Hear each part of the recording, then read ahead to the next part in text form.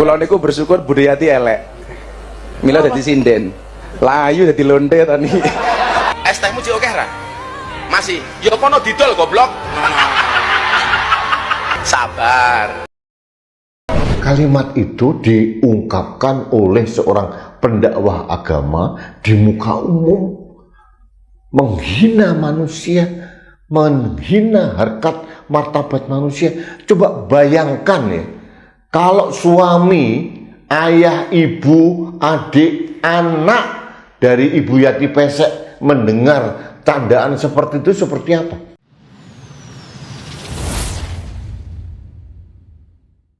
Assalamualaikum warahmatullahi wabarakatuh. Sahabat pecinta channel Cinta Tasbih dimanapun kalian berada, semoga senantiasa selalu dalam keberkahan dan lindungan Allah Subhanahu wa Ta'ala. Amin ya Rabbal Alamin.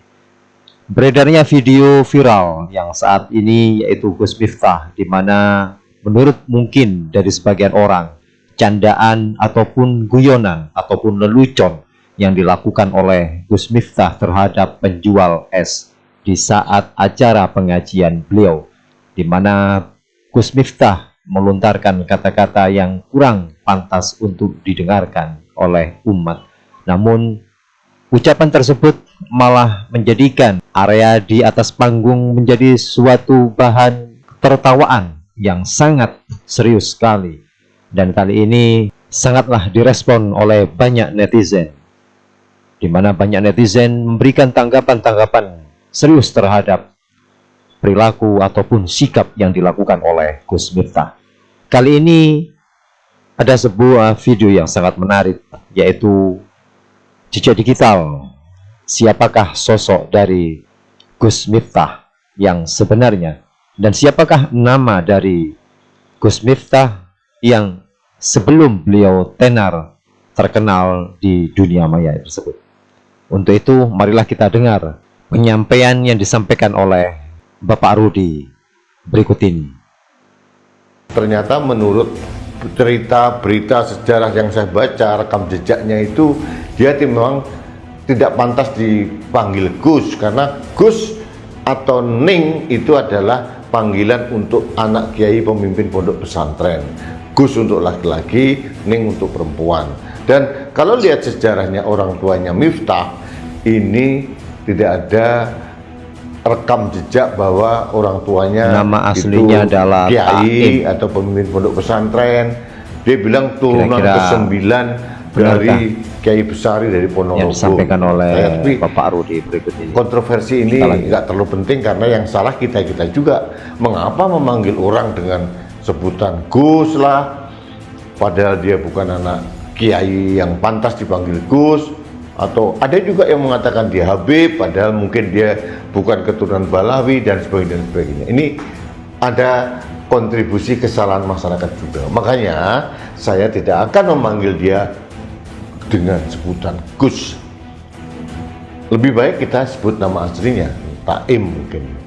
Nah, kontroversi Miftah ini memang sudah banyak yang saya temukan dalam rekam jejak digitalnya. Kemarin dia menghina Pak Sun Haji, seorang penjual es teh. Nggak tahu kapan dilaksanakan, tapi jelas di daerah Magelang. Dan kemudian setelah viral, dihujat seluruh Indonesia, termasuk konon katanya ditegur oleh Presiden Prabowo melalui Sekretaris Kabinet. Baru dia datang ke Magelang minta maaf. Kemudian ini berkah buat Pak Sun Haji ya. Pak Sun Haji di Magelang juga didatangi oleh utusan dari Partai Gerindra, minta maaf dan bahkan diberikan modal kerja. Alhamdulillah, ini blessing in disguise, berkah dibalik bencana buat Pak Sun Haji yang sudah digoblok-goblokin sama Miftah, ternyata mendapatkan rezeki yang berlimpah. Mudah-mudahan Pak Sun Haji rezekinya tambah berlimpah, dan para penjual es yang lain, tukang bakso, tukang es, tukang cilok, tukang apapun, berkah.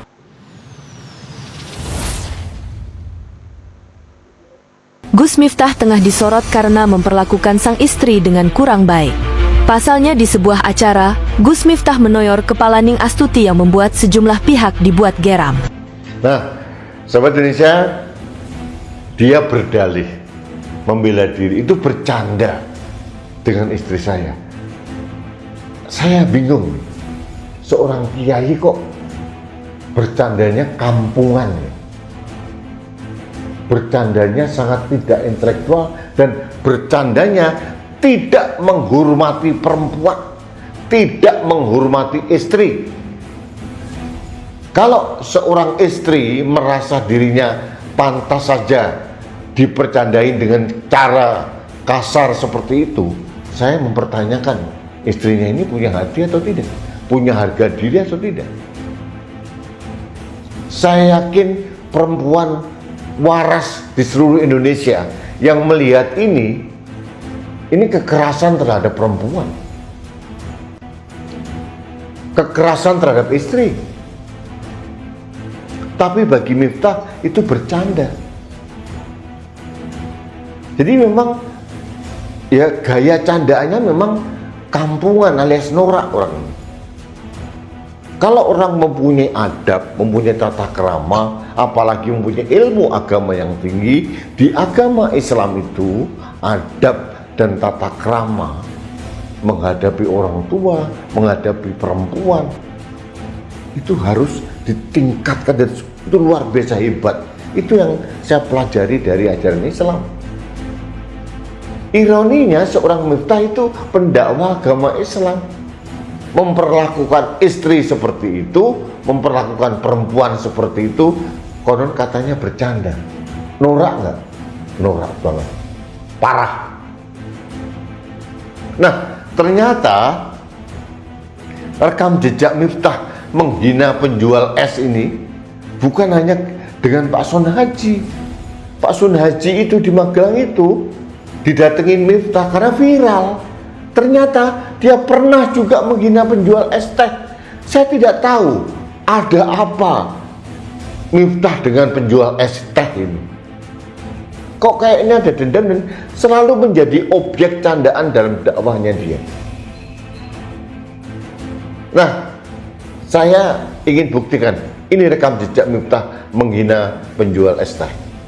Anda tahu siapa yang digendong sama si buta dari Gua Hatu? Sekarang jualan es teh. Mana?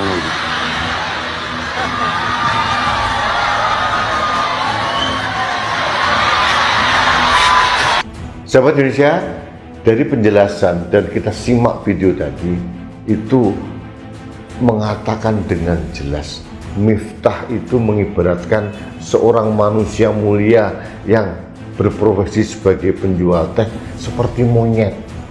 Kenapa? Yang digendong si buta dari Gua Hantu itu monyet.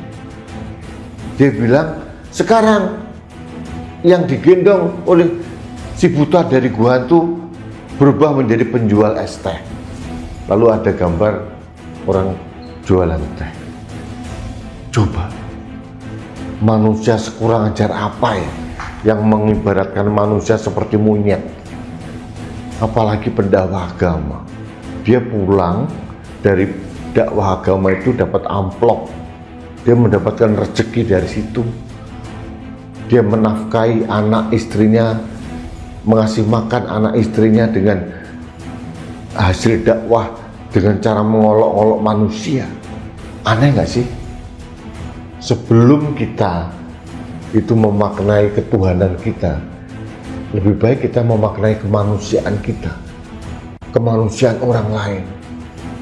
Baru kita menghormati bahwa setiap manusia, setiap makhluk di bumi ini adalah ciptaan Tuhan.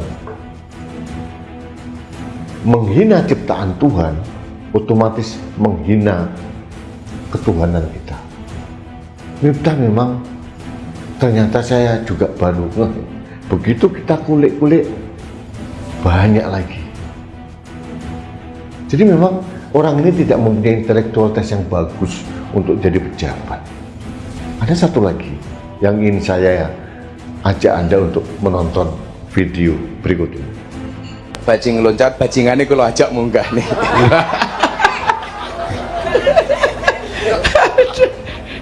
Yes, monggo. Nek aku kok njero bajingan. Lho niku lagune bajingan loncat niku ta. Oh, lagu dia munggah lapas niku. Ki sampean saiki arep nom ning dadi guruku lho. Oh, nggih. Nek aku Kula niku bersyukur Budayati elek. Mila dadi sinden. Layu dadi lonte to niki. Oh, mboten Budhe nggih.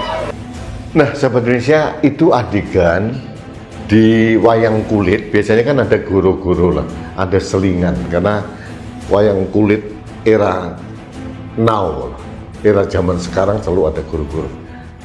Di dalam goro-goro itu ada Miftah sedang berdialog dengan seniman besar perempuan yang namanya Yati Pesek. Ini seniman besar, sudah sangat-sangat senior.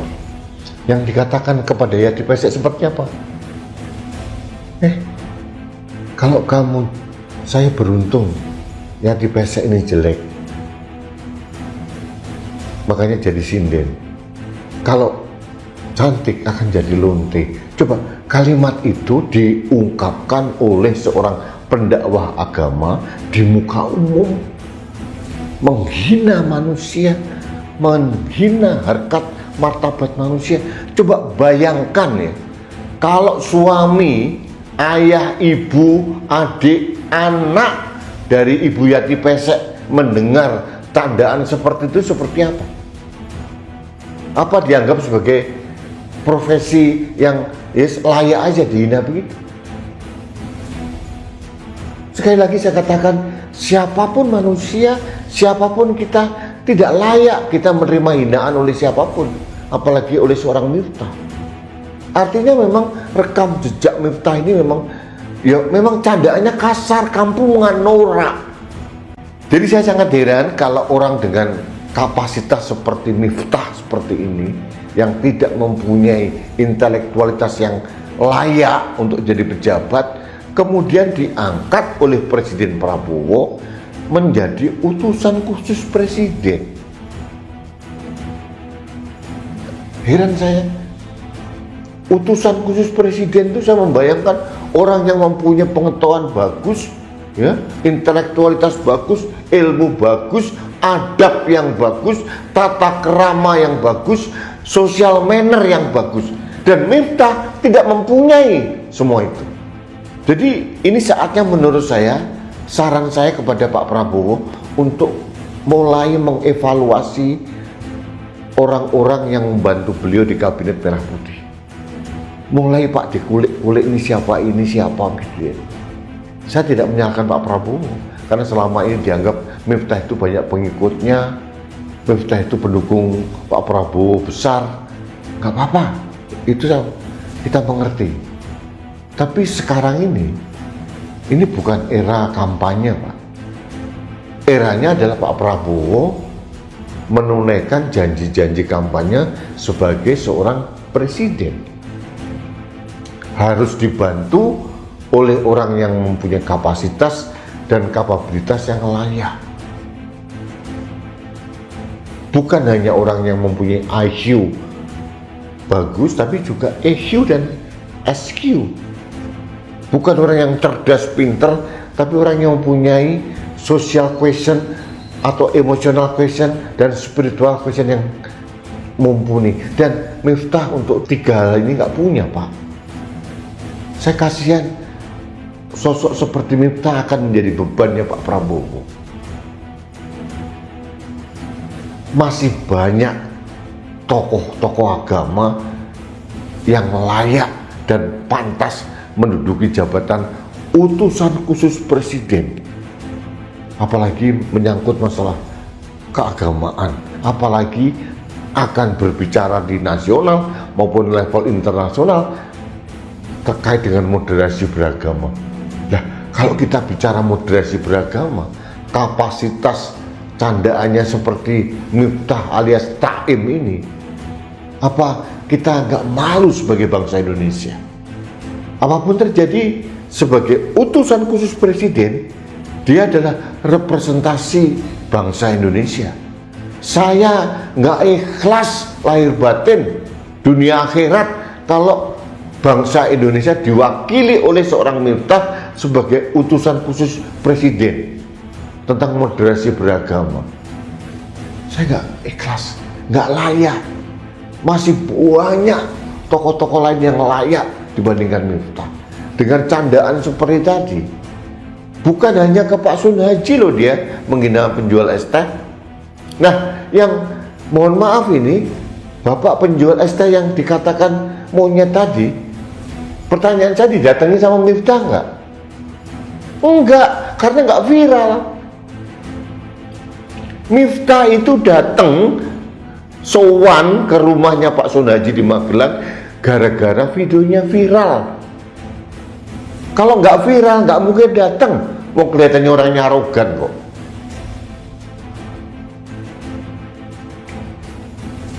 Sobat Indonesia, ini opini saya. Saya berhak mengkritisi kalau uang pajak dari rakyat untuk menggaji pejabat selevel, sekapasitas Miftah seperti itu. Karena gaji pejabat itu dari APBN. APBN itu dari mana? Ya dari pajak, dari cukai, dari pendapatan negara yang lain, bahkan mungkin dari hutang.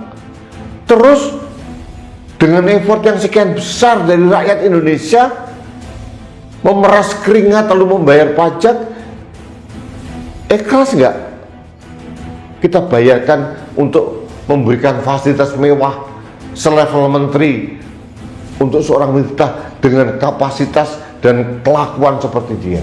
Saya tidak ikhlas. Sahabat pecinta channel Cinta Tasbih yang dirahmati Allah Subhanahu wa Ta'ala, kita barusan mendengarkan dan melihat bersama-sama bagaimanakah video yang barusan kita lihat, sepak terjang dari Gus Miftah yang nama lengkapnya yaitu Taim kalau menurut kabar berita tersebut.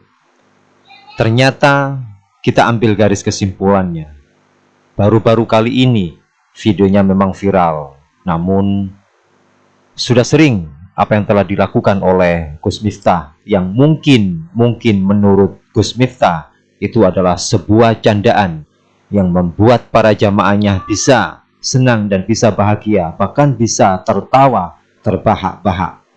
Namun perlu kita ingat bahwasannya yang disampaikannya itu kepada penjual es ataupun kepada penjual-penjual asongan lainnya di saat acara pengajian tersebut, itu akan menjadikan hati perasaan dari orang tersebut merasa sakit. Dan mudah-mudahan berikut ini siapapun, seorang mubalek, seorang pendai, harus bisa menjaga cara berbicara, menyampaikan terhadap umat. Walaupun menurut beliau itu adalah lelucon yang bisa membuat para jamaahnya tertawa. Mudah-mudahan ini menjadikan hikmah buat kita semuanya untuk mencari sosok seorang ulama yang sebenar-benarnya. Terima kasih. Salam NKRI. Jazakumullah khairan katsira. Assalamualaikum warahmatullahi wabarakatuh.